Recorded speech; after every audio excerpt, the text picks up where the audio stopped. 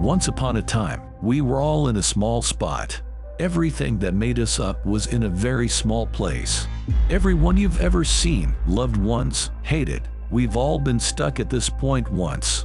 But then something happened. Literally everything we know today began at that moment. That moment was the most important moment in the universe.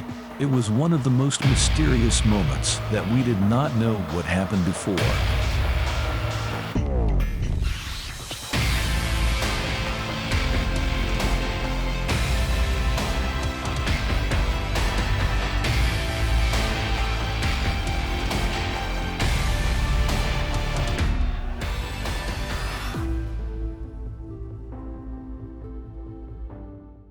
In 1929, Edwin Hubble discovered that with respect to the Earth and all other observed objects, galaxies are moving away in all directions at speeds proportional to their distance from the Earth and from each other.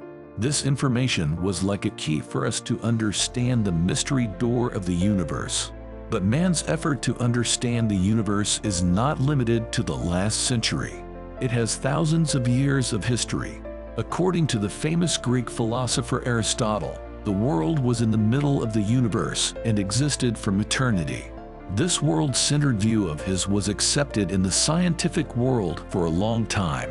After a long time, in 1225, the English theologian Robert Grosseteste tried to explain the birth of the universe and the world with the laws of physics for the first time. He described the birth of the universe in an explosion and the crystallization of matter to form stars and planets in a set of nested spheres around Earth. Approximately 450 years later, Newton described the world with the laws of physics. Erasmus Darwin first put forward the definition of an expanding or contracting universe in a poem he published in 1791. Although various ideas about the universe were put forward in the 20th century, the real jumping point took place in 1929. This year, Hubble noticed that the stars are moving away from us. Just as with sound, the light changed as it moved away from us. As the object gets closer to us, the frequency of the sound becomes shorter. As it moved away from us in the light, its color began to turn red. So the frequency of the light wave was expanding. Hubble had discovered something incredible. He formulated Hubble's law of cosmological that same year. Hubble's discoveries were consistent with the solutions of Einstein's general relativity equations for an expanding space. In other words, if we think logically, if everything moves away from each other, yes, it means they were somewhere at one time. This conclusion pointed to a conclusion. He pointed out that the universe had a beginning. The logical conclusion is that all matter starts at a point of a few millimeters before expanding outward. And if the universe is still expanding today, then the resulting power was extraordinary. The law that Hubble found gave us two opposing views. The first was Lemaitre's Big Bang, championed and developed by George Gamow. The other model was Fred Hoyle's steady-state theory, in which new matter would be created as galaxies move away from each other. The difference between the two theories, the Big Bang theory proposes that the universe had a beginning. Steady-state theory asserts that it has no beginning and no end. Until the 1960s, physicists were equally divided between these two theories. But as a result of the findings in the following period, the Big Bang theory is now accepted. But sometimes that one second can be huge. Sometimes in less than a second, the universe knows nature. Let me introduce you to Planck time. Planck time is a number scientists use to better understand the birth of the universe. And a Planck time makes approximately 10 to the power of -43. That is trillions of times shorter than 1 second. This time is closest to the beginning of current physics, and our knowledge on the subject is limited. If we have to go from 0 to seconds, this is called the singularity. At this point, matter and energy are everything. We are all at one point. We are one. At that moment, there is an infinite degree of density and warmth. It is so hot that matter and energy have not yet separated. The four fundamental forces we know at the time of the singularity are all together: electromagnetism, weak nuclear force, strong nuclear force, and gravity. They are not yet separated. At that moment, a great symmetry prevails in the universe. The width of the universe is 10 to the power of -35 meters. The temperature of the universe is 10 to the power of 32. So Planck temperature. Yes, I know the numbers don't mean much. But stop and think at this point. Try to understand. The era of the grand unification epoch, between 10 to the power of -43 seconds and 10 to the power of -36 seconds. Meanwhile, gravity separates itself from other forces. That is, the only force at that time. Electromagnetism weak and strong nuclear forces are still together though. Particle and antiparticle appear at this moment. New era known as the inflationary epoch.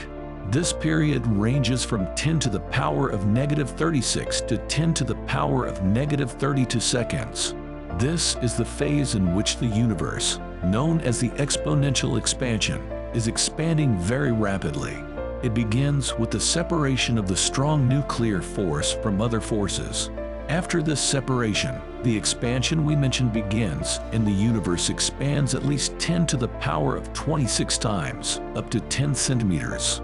To make it easier to understand, imagine that you suddenly grew millions of times. So if you expanded in the same way, you would reach the moon very easily. At this point, particles called quark gluon, known as quark soup, are thinly dispersed throughout the universe. Electroic epoch. This period is between 10 to the power of -36 and 10 to the power of -12 seconds. In this period, this era begins when the electromagnetic force and the weak nuclear force are one. Particle interactions create numerous exotic particles, including W, Z, and Higgs bosons. During this period, the Higgs field slows particles down and confers mass on them, allowing a universe made entirely out of radiation to support things that have mass. Between 10 to the power of -12 and 10 to the power of -6, the quark age begins. During this period, the temperature of the universe drops below 10 quadrillion degrees. The electrons and neutrons we know closely are formed. The four fundamental forces that we know literally today are completely separating. Quarks and antiquarks continue to destroy each other with all their might. An incredible energy is released from here. But then the quark wins over the antiquark, one for every billion couples. After that, the Hadron era begins. But things are still very confusing. There is a warlike environment. The universe is still cooling. I say it's getting cold, but the temperature is around 1 trillion degrees. The cooling temperature creates favorable conditions for the quarks to assemble into hadrons. In the complex environment of the Hadron Age, electrons colliding with protons combine to form thimble neutrinos. And now we've left 1 second behind. Now the lepton era begins. From 1 second to 3 minutes. If you remember, there was a great war in the Hadron era. In this war, hadrons and antihadrons destroyed a great deal of each other. After that, leptons and antileptons dominated the mass of the universe. As they collide and annihilate each other, energy in the form of photons is released, and the colliding electrons create more electron-positron pairs. Next, the nucleosynthesis age awaits us between 3 and 20 minutes. At this point, the temperature of the universe dropped to 1 billion degrees. Thanks to this falling temperature, conditions are suitable for forming nuclei of simple substances such as helium, hydrogen, lithium. But after 20 minutes, the temperature and density of the universe dropped to the point where nuclear fusion could no longer continue. During this period, the photon age began. From the 3rd minute to the year 240. During this period, the universe continues to gradually cool. During this period, the universe is filled with plasma. After that, the era of recombination decoupling begins until the year 300. During this period, the temperature of the universe drops to 3000 degrees. Yes, it might be too much, but it fell to this point from endless heat. Meanwhile, it continues to decrease in intensity. At this moment, the ionized hydrogen and helium atoms capture electrons and thus neutralize their electrical charge. With the electrons now bound to atoms, the universe finally becomes transparent to light. This is the oldest observable age. In the meantime, photons begin to move freely. The universe becomes a system of about 75% hydrogen and 25% helium, with only traces of lithium. After that, the Dark Age begins, which will last up to 150 million years. The period after the formation of the first atoms and before the first stars is sometimes called. Although photographs exist, there is no star yet to emit light. Little happened during this period, and the universe in general is dominated by dark matter. The age of reionization begins, which will last until 1 billion years. The first quasars are formed due to gravity. The intense radiation emitted by quasars reionize as the surrounding universe, second to the hydrogen main phase change in the universe. At this point, most of the universe goes from neutral to ionized plasma. 300–500 million years onwards is the age of star formation. Gravity amplifies slight irregularities in the density of the primordial gas, and pockets of gas become more and more dense, even as the universe continues to expand rapidly.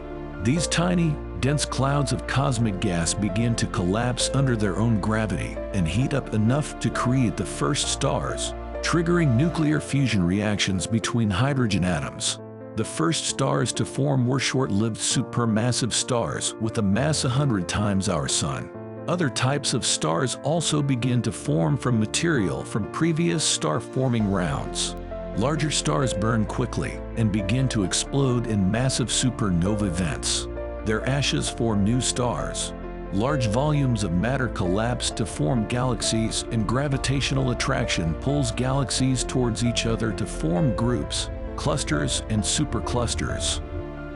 Our Sun is a late-generation star that contains remnants from many generations of earlier stars, and it and the solar system around it formed roughly 4.5 to 5 billion years ago, 8.5 to 9 billion years after the Big Bang. This is how the Big Bang Theory came about. Today, our universe continues to expand at a rapid pace. If you've noticed, the theory we talked about in this video was neither an explosion nor a big one. The reason the name was misleading was to make fun of the scientists who argued that the universe was expanding at that time. What about before the Big Bang? This question is similar to the question of what was in the north of the North Pole. But of course, in the future, as always, the light of science will reach these dark places.